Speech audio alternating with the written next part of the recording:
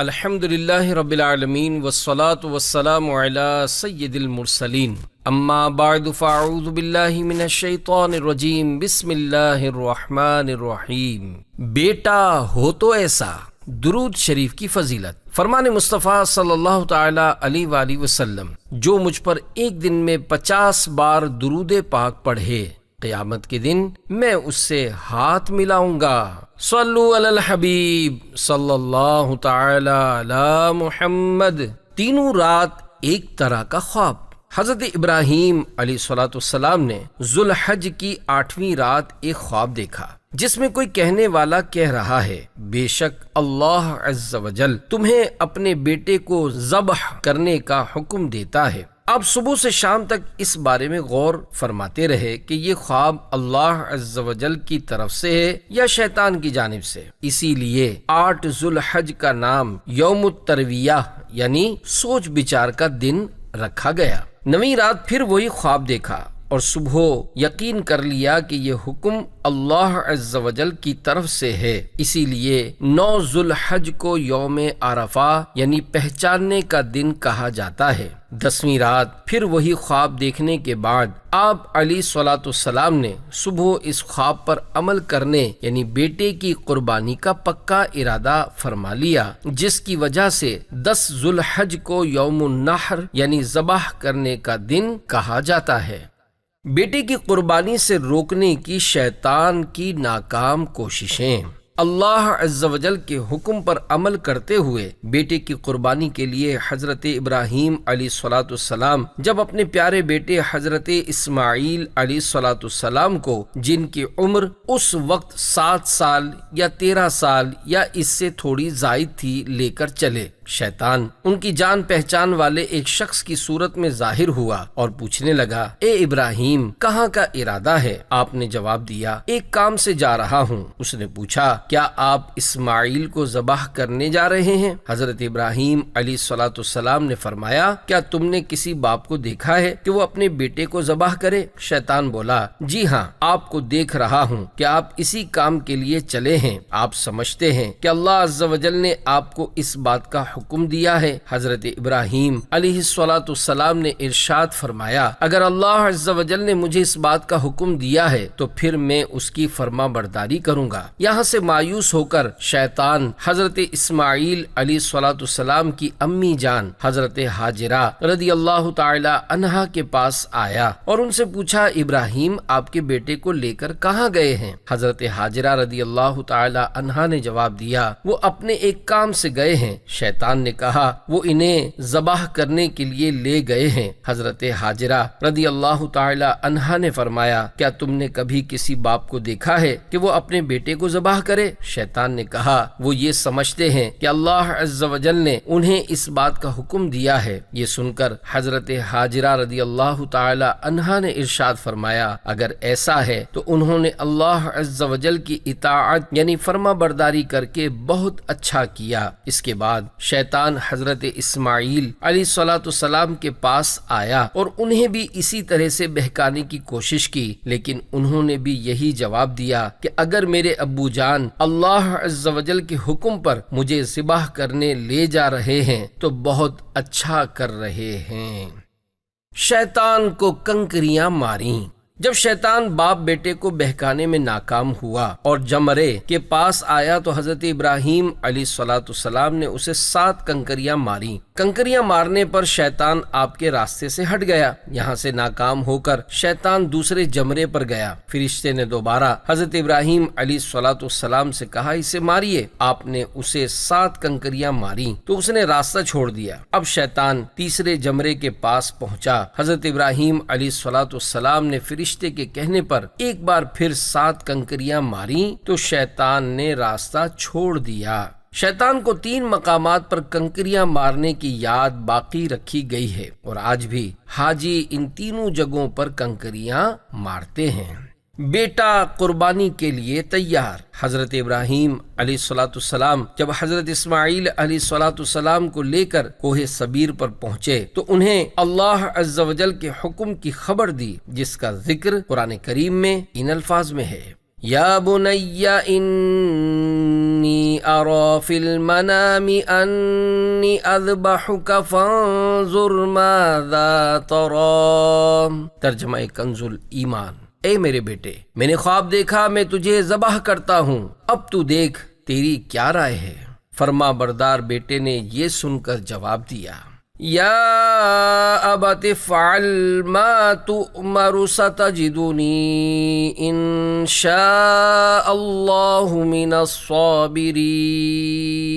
ترجمہ کنز الایمان، اے میرے باپ کیجئے جس بات کا آپ کو حکم ہوتا ہے، خدا نے چاہا تو قریب ہے کہ آپ مجھے صابر یعنی صبر کرنے والا پائیں گے۔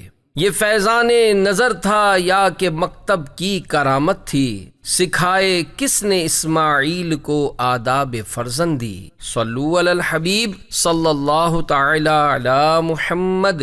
مجھے رسیوں سے مضبوط باندھ دیجئے۔ حضرت اسماعیل علیہ الصلوۃ والسلام نے اپنے والد محترم سے مزید عرض کی، ابو جان ذبح کرنے سے پہلے مجھے رسیوں سے مضبوط باندھ دیجئے تاکہ میں ہل نہ سکوں، کیونکہ مجھے ڈر ہے کہ کہیں میرے ثواب میں کمی نہ ہو جائے، اور میرے خون کے چھینٹوں سے اپنے کپڑے بچا کر رکھیے تاکہ انہیں دیکھ کر میری امی جان غمگین نہ ہوں۔ چھری خوب تیز کر لیجئے تاکہ میرے گلے پر اچھی طرح چل جائے، یعنی گلا فوراً کٹ جائے، کیونکہ موت بہت سخت ہوتی ہے۔ آپ مجھے ذبح کرنے کے لیے پیشانی کے بل لٹائیے، یعنی چہرہ زمین کی طرف ہو تاکہ آپ کی نظر میرے چہرے پر نہ پڑے، اور جب آپ میری امی جان کے پاس جائیں تو انہیں میرا سلام پہنچا دیجیے، اور اگر آپ مناسب سمجھیں تو میری قمیص انہیں دے دیجیے، اس سے ان کو تسلی ہوگی اور صبر آ جائے گا۔ حضرت ابراہیم علیہ الصلوۃ والسلام نے ارشاد فرمایا، اے میرے بیٹے، تم اللہ تعالیٰ کے حکم پر عمل کرنے میں میرے کیسے عمدہ مددگار ثابت ہو رہے ہو۔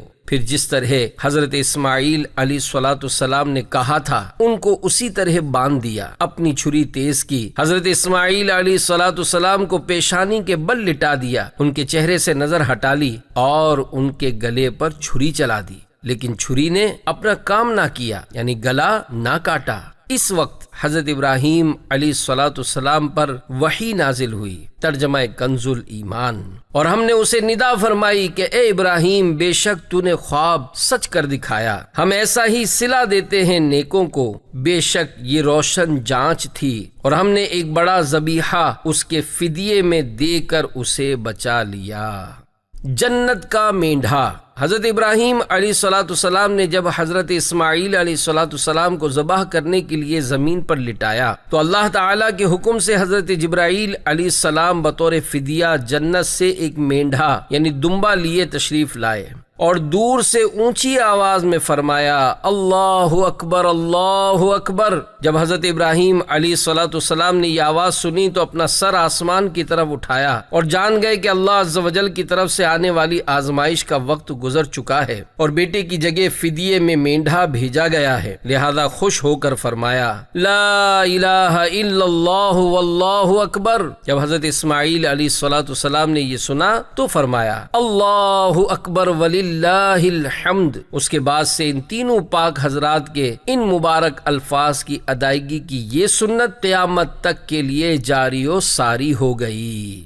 جنتی مینڈھے کے گوشت کا کیا ہوا؟ حضرت ابراہیم علیہ الصلوۃ والسلام نے حضرت اسماعیل علیہ السلام کے فدیے میں جو مینڈھا یعنی دمبا ذبح فرمایا تھا، اس کے بارے میں اکثر مفسرین کا کہنا یہ ہے کہ وہ مینڈھا یعنی دمبا جنت سے آیا تھا، اور یہ وہی مینڈھا تھا جس کو حضرت آدم علیہ الصلوۃ والسلام کے بیٹے حضرت حابیل رحمۃ اللہ تعالی علیہ نے قربانی میں پیش کیا تھا۔ اس مینڈھے کا گوشت پکایا نہیں گیا بلکہ اسے درندوں یعنی پھاڑ کھانے والے جانوروں اور پرندوں نے کھا لیا۔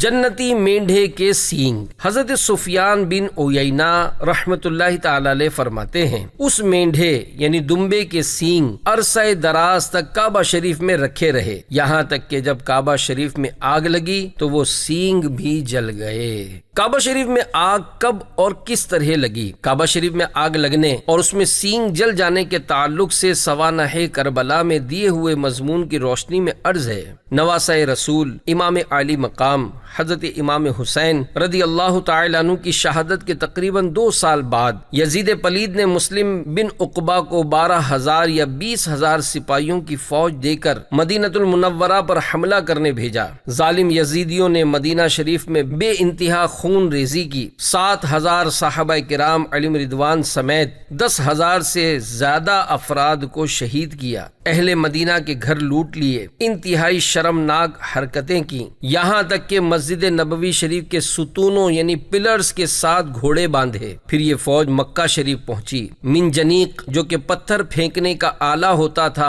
اس کے ذریعے پتھر برسائے، اس سے حرم شریف کا صحن مبارک پتھروں سے بھر گیا، مسجد الحرام کے ستون یعنی پلرز شہید ہو گئے اور کعبۃ اللہ کے غلاف شریف اور چھت مبارک کو ان ظالموں نے آگ لگا دی۔ کعبۃ اللہ شریف کی چھت میں حضرت اسماعیل علیہ السلام کے فدیے میں قربان ہونے والے جنتی دمبے کے جو مبارک سینگ تبرک کے طور پر محفوظ تھے وہ بھی اس آگ میں جل گئے۔ جس روز یعنی 15 ربیع الاول 15 ربیع الاول 64 سنہ ہجری 64 سنہ ہجری کو کعبہ شریف کی بے حرمتی ہوئی تھی، اسی روز ملک شام کے شہر حمص میں 39 سال کی عمر میں یزید پلید مر گیا۔ اس بدنصیب نے جس اقتدار کے نشے میں بدمست ہو کر امام علی مقام حضرت امام حسین رضی اللہ تعالی عنہ اور خاندان رسالت کے مہکتے پھولوں کو زمین کربلا پر خاک و خون میں تڑپایا، مکے مدینے والوں پر ظلم و ستم کی آندھیاں چلائیں، اس تخت حکومت پر اسے صرف 3 برس 7 ماہ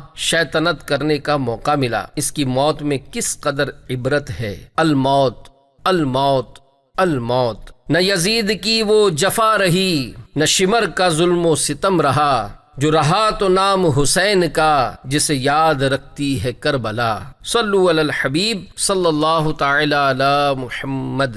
کیا ہر کوئی خواب دیکھ کر اپنا بیٹا ذبح کر سکتا ہے؟ یاد رہے، کوئی شخص خواب یا غیبی آواز کی بنیاد پر اپنے یا دوسرے کے بچے یا کسی انسان کو ذبح نہیں کر سکتا، کرے گا تو سخت گناہگار اور عذاب نار کا حقدار قرار پائے گا۔ حضرت ابراہیم علیہ السلام جو خواب کی بنا پر اپنے بیٹے کی قربانی کے لیے تیار ہو گئے، یہ حق ہے کیونکہ آپ نبی ہیں اور نبی کا خواب وحی الہی ہوتا ہے، ان حضرات کا امتحان تھا۔ حضرت جبریل علیہ السلام جنتی دمبا لے آئے اور اللہ تعالیٰ کے حکم سے حضرت ابراہیم علیہ السلام نے اپنے پیارے بیٹے کے بجائے اس جنتی دمبے کو ذبح فرما دیا۔ حضرت ابراہیم اور حضرت اسماعیل علیہم السلام کی اس انوکھی قربانی کی یاد تا قیامت قائم رہے گی، اور مسلمان ہر سال بقرہ عید میں مخصوص جانوروں کی قربانیاں پیش کرتے رہیں گے۔ قربانی کے بارے میں معلومات حاصل کرنے کے لیے مکتبۃ المدینہ کا رسالہ ابلق گھوڑے سوار پڑھیے۔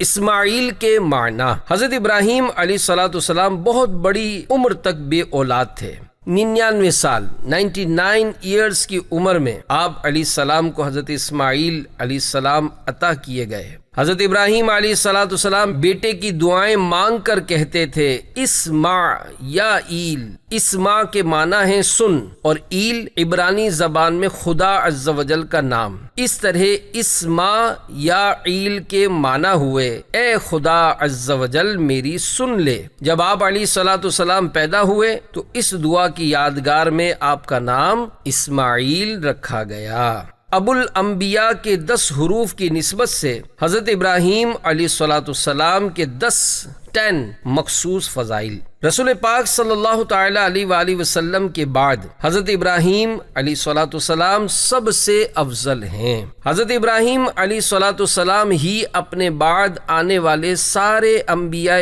کرام علیہم السلام کے والد ہیں۔ ہر آسمانی دین میں آپ ہی کی پیروی اور اطاعت ہے۔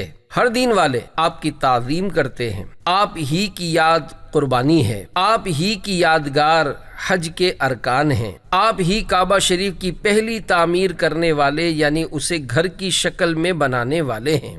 جس پتھر یعنی مقام ابراہیم پر کھڑے ہو کر آپ نے کعبہ شریف بنایا، وہاں قیام اور سجدے ہونے لگے۔ قیامت میں سب سے پہلے آپ ہی کو عمدہ لباس عطا ہوگا، اس کے فوراً بعد ہمارے حضور پاک صلی اللہ علیہ وآلہ وسلم کو۔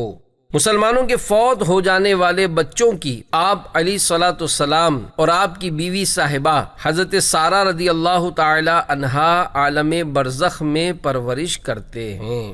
شیر قدم چاٹنے لگے۔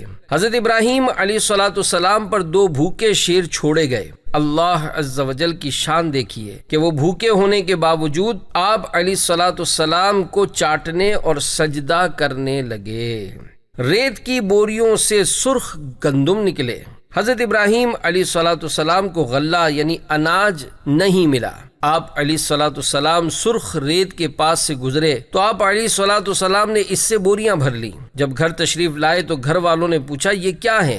فرمایا یہ سرخ گندم ہیں۔ جب انہیں کھولا گیا تو واقعی سرخ گندم تھے۔ جب یہ گندم بوئے گئے تو ان میں جڑ سے اوپر تک گیہوں یعنی کنک کی بالیاں لگیں۔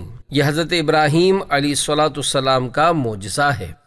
حضرت ابراہیم علیہ الصلوۃ والسلام سے کئی کاموں کی شروعات ہوئی، ان میں سے 8 یہ ہے۔ نمبر 1، سب سے پہلے آپ علیہ الصلوۃ والسلام ہی کے بال سفید ہوئے۔ نمبر 2، سب سے پہلے آپ علیہ السلام ہی نے سفید بالوں میں مہندی اور قطم یعنی نیل کے پتوں کا خضاب لگایا۔ نمبر 3، سب سے پہلے آپ علیہ السلام ہی نے سلا ہوا پاجامہ پہنا۔ نمبر 4، سب سے پہلے آپ علیہ السلام نے ممبر پر خطبہ پڑھا۔ نمبر 5، سب سے پہلے آپ علیہ السلام نے راہ خدا میں جہاد کیا۔ نمبر 6، سب سے پہلے آپ علیہ السلام نے مہمان نوازی یعنی مہمانی کی رسم شروع کی۔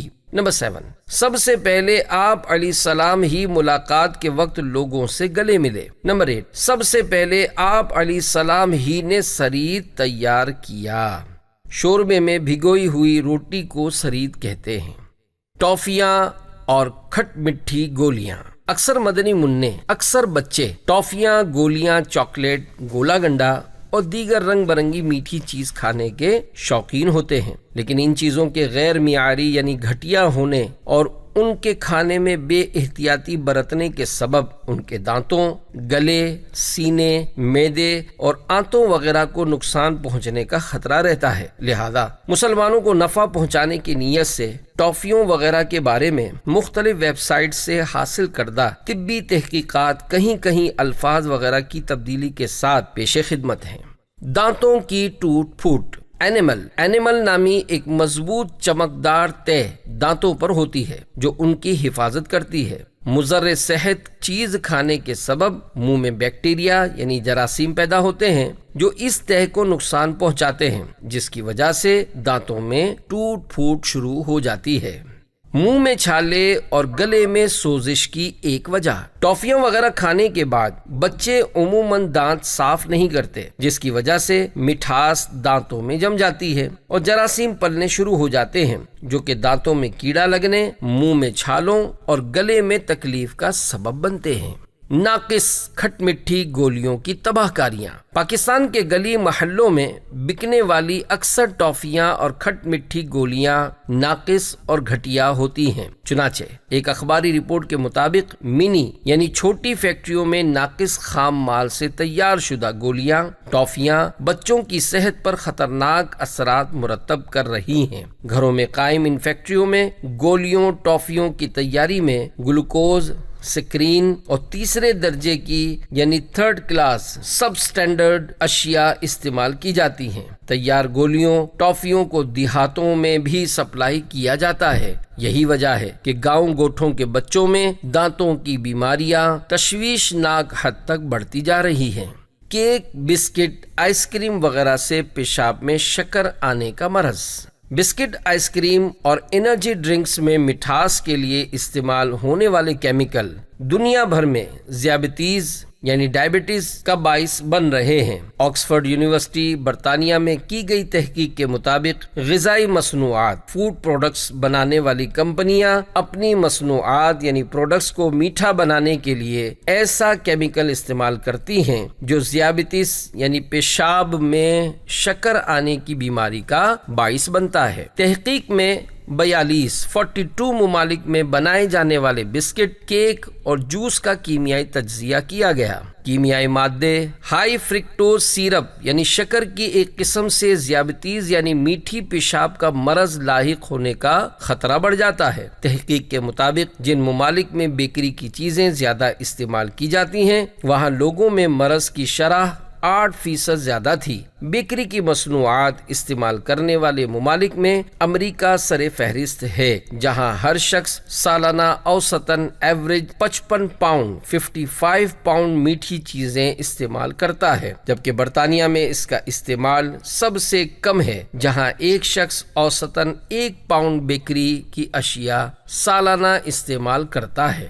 17 قسم کی بیماریوں کا خطرہ۔ چاکلیٹ میں دیگر اجزاء کے علاوہ کیفین پائی جاتی ہے۔ ملک چاکلیٹ کے مقابلے میں کالے چاکلیٹ میں 4 گنا زیادہ کیفین ہوتی ہے۔ کیفین وقتی طور پر درد اور تھکن وغیرہ ضرور دور کرتی ہے، مگر اس کا زیادہ استعمال نقصان دہ ہوتا ہے۔ کیفین کے عادی افراد میں یہ امراض پیدا ہو سکتے ہیں: تھکن، چڑچڑاپن، بار بار پیشاب آنا، پیشاب اور فضلے کے ذریعے کیلشیم زیادہ نکل جانا، ہاضمے کی خرابیاں، بڑی آنت میں سوجن، بواسیر کی شدت، دل کی دھڑکن میں اضافہ اور بے قاعدگی، ہائی بلڈ پریشر، دل کی جلن، معدے کا السر، نیند کے انداز اور اوقات کی تبدیلیاں یعنی کبھی نیند زیادہ آنا تو کبھی کم، بے وقت نیند آنا، سونے کے اوقات میں نیند نہ آنا، معمولی سے شور پر آنکھ کھل جانا وغیرہ، پورے یا آدھے سر میں درد، گھبراہٹ، مایوسی،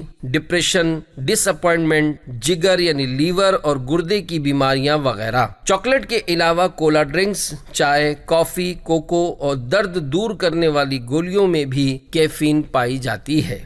تو پھر بچوں کو کیا کھلائیں؟ صحت کے لیے خطرہ بننے والی کھٹ مٹھی گولیوں اور ٹافیوں وغیرہ کی جگہ بچوں اور بچیوں کو ان کی عمر وغیرہ کے لحاظ سے مناسب مقدار میں یا طبیب کے مشورے کے مطابق پھل اور خشک میوے یعنی ڈرائی فروٹ کھلائیے، اور آپ خود بھی اللہ عز و جل کی دی ہوئی ان نعمتوں سے فائدہ اٹھائیے۔ چند خشک میووں کے فوائد پیش خدمت ہیں۔ بادام، المونڈ۔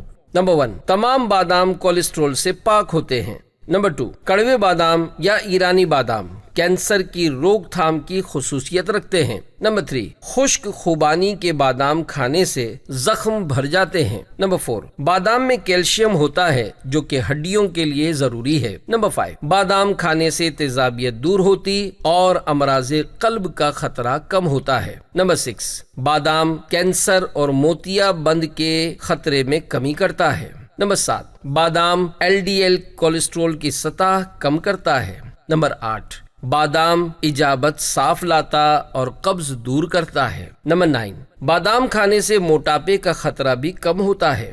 نمبر 10، بادام بالوں اور جلد یعنی اسکن کے لیے مفید ہے اور رنگت بھی نکھارتا ہے۔ نمبر 11، بادام کے تیل کی پابندی سے مالش جلد کی خشکی، کیلوں، جھریوں اور مسوں کی روک تھام کرتی ہے۔ نمبر 12، بادام بال جھڑنے کے مرض کے لیے رکاوٹ ہے۔ نمبر 13، بادام بفا یعنی سر انسانی پر ہونے والی خشکی کے سفید چھلکے دور کرتا ہے اور بال سفید ہونے سے روکتا ہے۔ نمبر 14، بادام آنکھوں کی بینائی کے لیے مفید ہے۔ نمبر 15، روزانہ رات کو 7 دانے بادام اور 21 دانے کشمش یعنی سوکھے ہوئے انگور، چھوٹے بڑے کوئی سے بھی ہوں، پانی میں بھگو دیجئے اور یہ دونوں چیزیں صبح دودھ کے ساتھ اور اچھی طرح چبا کر کھا لیجئے۔ انشاءاللہ عز و جل درد سر دور ہوگا۔ قوت حافظہ کے لیے بھی یہ نسخہ مفید ہے۔